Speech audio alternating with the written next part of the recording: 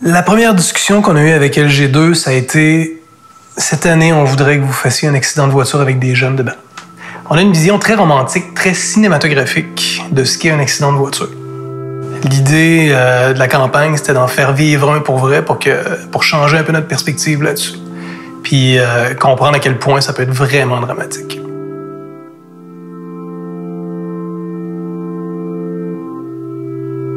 « 3, 2, 1, action! »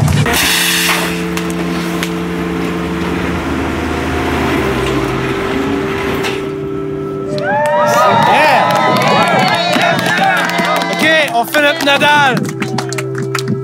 Pour moi, ce qui était important dans cette campagne-là, c'était de transmettre beaucoup d'émotions fortes. C'est la deuxième campagne qu'on fait avec LG2 puis la SAC. Donc, la première a été faite l'année passée. C'était en VR aussi. On a été briefé par LG2 pour dire cette année, si on veut vraiment vivre l'accident de l'intérieur.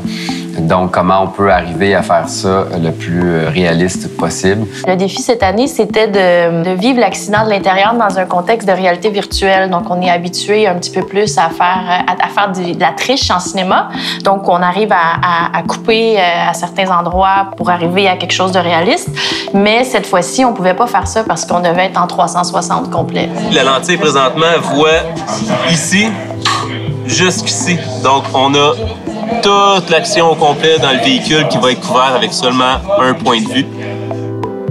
La réalité virtuelle, spécialement quand on veut que le personnage principal, ce soit le viewer, tout est très in your face quand ça arrive. Donc, faut vraiment, ça demande beaucoup de préparation, en fait. À partir du moment qu'on a été briefé jusqu'au show, donc c'est écoulé 3 mois. C'est 3 mois de préparation pour arriver à une journée de tournage, ce qui n'est pas le cas dans les shows traditionnels. C'est un projet qui implique beaucoup de techniques et beaucoup de réflexion et de tests pour arriver à trouver la meilleure combinaison de technologies, post-production, cinéma, caméra, lentilles, tout ça.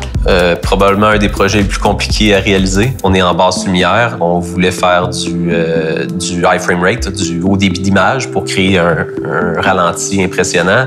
Le fait qu'on est dans une voiture de nuit avec des cascadeurs, il y a énormément de contraintes. L'idée a vraiment été de maximiser la pré-production pour que la journée de tournage soit ultra efficace. Aujourd'hui, on teste la rig caméra dans l'atelier où on a modifié la voiture. Puis on fait des tests de airbags avec la lumière. La rig a 5 types de mouvements différents qui sont à synchroniser. Le premier, c'est à l'impact, il y a un piston qui fait avancer la voiture de 2 pieds. Donc les acteurs à l'intérieur sont propulsés vers l'avant. Le deuxième type de mouvement, c'est les tonneaux. Le troisième type de mouvement, c'est un déplacement au-dessus de la route. Le quatrième type, c'est une articulation qui vient accoter la voiture en angle sur la route, qui vient la déposer. Il y avait un 5e truc à synchroniser qui était une giclée de verre à l'intérieur de la voiture, les coussins gonflables qui gonflaient et le mannequin qui était expulsé de la voiture.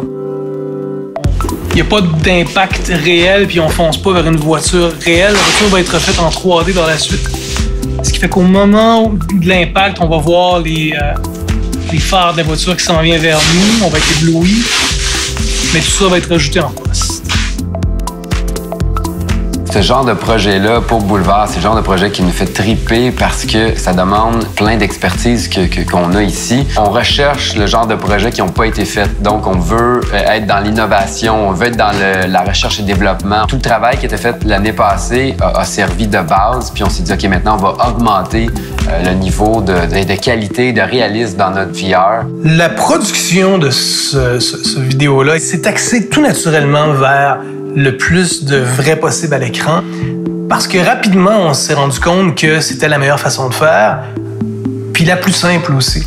Techniquement parlant, en post, c'est difficile d'aller chercher le réalisme, puis dans le détail, puis dans les accidents heureux qu'un tournage fait. On pouvait pas tout faire en post, même si on a le potentiel de le faire. On peut rajouter des explosions, on peut rajouter des trucs. Ouais, c'est du rubber glass qu'on utilise pour simuler les vitres qui brisent. De reproduire l'éclairage, le balayage de lumière quand on circule sur une route de soir, sur la voiture, les occupants et les débris qui se promènent à partir du moment où on est en tonneau, je vois pas comment on aurait pu arriver à faire de quoi d'aussi réaliste que la vraie patente.